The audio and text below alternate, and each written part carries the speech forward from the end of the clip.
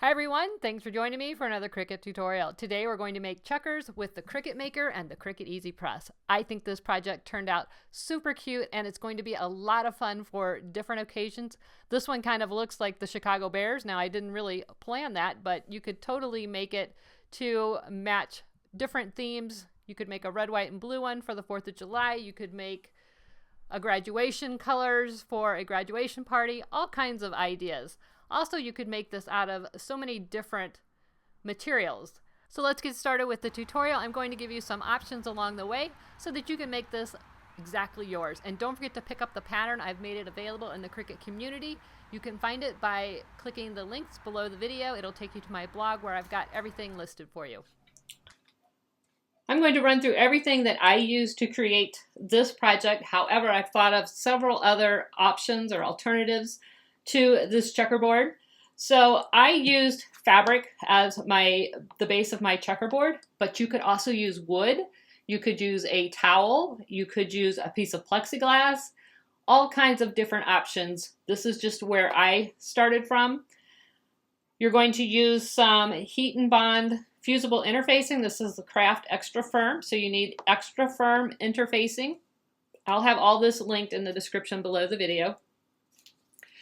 You're going to need some kind of iron-on, whatever color you want to do your checkerboard in. You're going to need, I'm going to use the True Control knife blade and the new Cricut metallic ruler. If you guys haven't tried this, you need this. This is amazing, and I'll show you how that works here shortly. We're also going to need some spray paint. You actually need 2 different colors for your checkers. For your checkers, I'm using flat washers. I got these at the hardware store. They're zinc plated. This is a package of 27. You need 24. You're going to spray 12 of them one color and 12 of them another color. And then I just use some Krylon spray paint. I'm going to use my Cricut acrylic ruler and my Cricut mat to cut my fabric. And we're going to use the Cricut EasyPress, or you can use a everyday iron.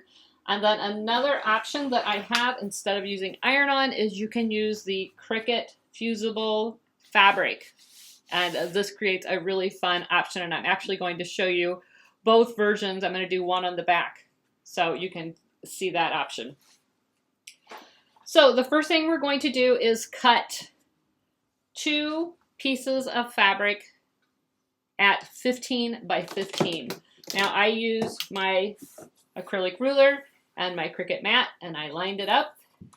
And if you're a lefty, you line it up this way, you measure here, and you cut. I've already pre-cut this so you guys don't have to watch me do that, but I absolutely love this acrylic ruler. It is super sized. It actually is the exact size of the Cricut large mats, which comes in really handy if you're cutting 12 by 24 vinyl or fabric. This is going to give you the perfect cut for the large size mat. So once you have your fabrics cut to 15 by 15, you're going to cut your interfacing to 14 by 14, and you're going to apply that to one side of your fabrics, or one of your fabrics. I'm going to use the new Cricut EasyPress mat. This is the large one. I love this size. Look how big it is.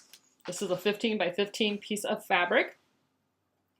Now I'm ironing on the back side of the fabric. That's where we're going to apply this fusible interfacing. And I'm just pre-pressing to get the wrinkles out. You're going to put the interfacing shiny side down. That's the adhesive. And I'm just going to eyeball it into the center. Go ahead and use the EasyPress for a few seconds. I've got mine set at 3:15, and it won't take very long at all. If you're using an iron, put it on the cotton setting. But I really like using the EasyPress. I get a lot more real estate. All right, once you have the adhesive in place, you're going to turn it over, and you're going to grab your other fabric and place them right sides together. Now I'm going to give this a press as well and get those folds out of it. I actually used a fat quarter for this one. Okay, next you want to take a piece of fabric. This is 3 by 15 inches, and I've folded it in half to establish the center line, and then I folded the ends in, and I folded the short ends in, and then folded it in half. So again, it's 3 by 15, fold it into the center, and then fold it in half, and I folded my ends in just to keep those raw edges enclosed. Now I'm going to take this over to the sewing machine, and I'm going to stitch right down this edge and right down this edge. Okay, once you have your seams stitched down the sides, just like I have here, you're going to fold this in half. You're going to fold it in half. You're going to establish the center, which is right here, and I'm going to slip it inside with the tails open. The fold is up here. I'm going to slip that right inside my little sandwich and clip that into place. We're going to go ahead and clip the rest. Now you want to mark a spot that is approximately 4 or 5 inches open. I'm going to do it right here. I suggest you don't do it on the corner. And I'm not going to sew between these two pins, but I'm going to sew all the way around and back to this pin. Back stitching at both the beginning and the end. And I'm going to use probably a 1/4 inch seam allowance. You can use whatever works for you. There's a lot of give in this. We have 15 inches and our actual checkerboard is only about 11.5 inches. So you have some extra room. So go ahead and stitch all the way around except for the area between the two pins. When you get over this, you might want to backstitch a little bit just to reinforce this. This is going to be our ties to tie this up when we're done. Okay, once you have sewn all the way around except for your opening, you're going to trim off your edges, your corners. Make sure you don't cut your stitching. And that's just going to give you crisper corners when we turn this right side out. So you're going to reach into that hole that we left and turn this right side out. So just reach in. I like to reach to the opposite end and pull it through.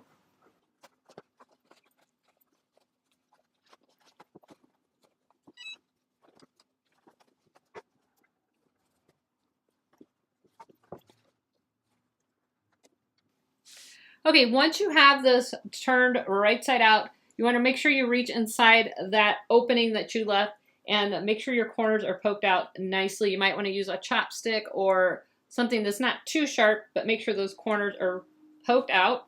And you're going to take those edges that you left open and they're going to naturally fold in towards each other. So let them do that and line those up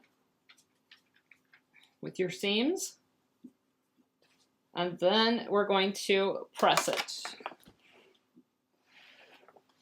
It's a good idea to give the whole thing a good press at this point. Now you're going to take it back over to the sewing machine and you're going to top stitch right along that outer edge all the way around, and that will close up this opening that we left. So make sure your seam is nice and flat and lined up. So once you've top stitched around the top, it should look something like this. I have top stitched all the way around. My hole is now closed. And now you have the option. I could have cut my checkerboard out in blue or a contrasting color and use this on this side, or you can use this side. Whichever side you want, that's totally fine. Now, I have previously cut and weeded this so that you didn't have to watch me do that online, but I did want to show you the beauty of this metal ruler. So I'm lining this up on my mat with the straight line, and I just want to trim this off because I don't need all of this. Now, this ruler has a rubber bottom, so you can line it up. I can line it up right on the grid line. And it's got this safety ruler or safety shield right here. So there's no way that I'm going to accidentally slip and cut my finger, but I still have a nice firm grip, and I'm going to use my True Control knife. Love this. And just like that, I have a nice clean cut. Now I need to finish weeding the edge of this.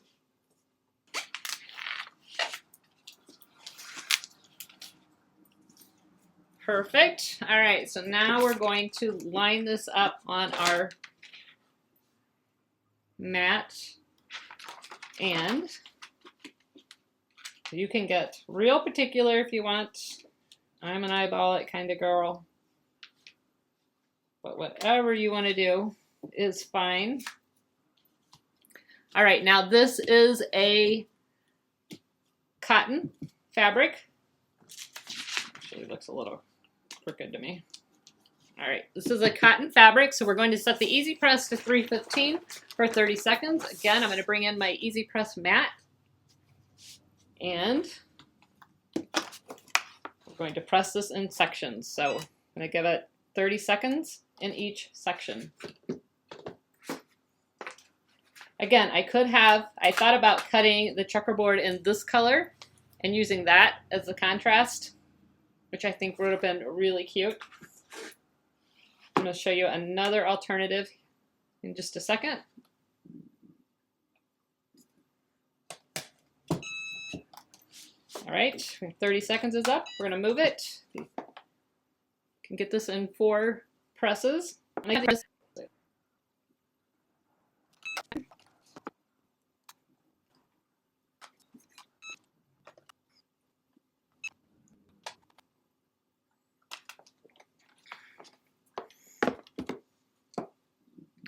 All right, once you have that pressed, you can remove your transfer sheet, check things out. Just want to make sure everything is stuck down. It is. I'm going to leave the transfer sheet. I'm going to flip it over.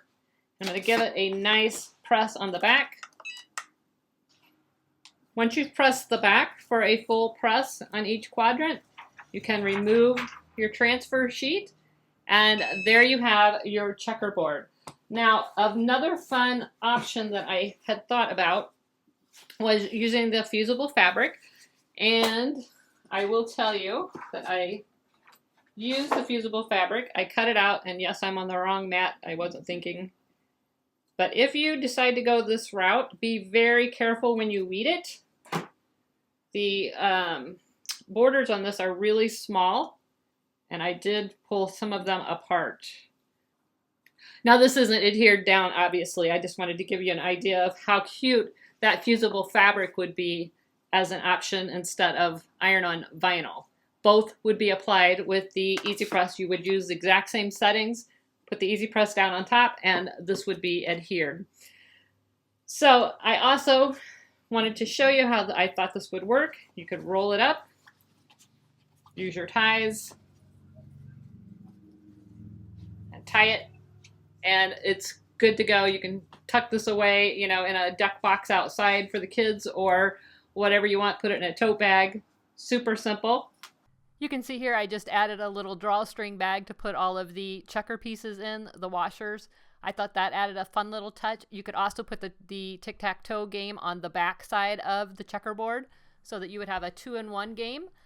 So I think there's a lot of possibilities for this. Again, you could put it on wood, you could put it on plexiglass, you could put it on a placemat, you could put it on a cutting board, all kinds of ideas, and I think it's a really fun place to start. I have shared the cut file for the checkerboard.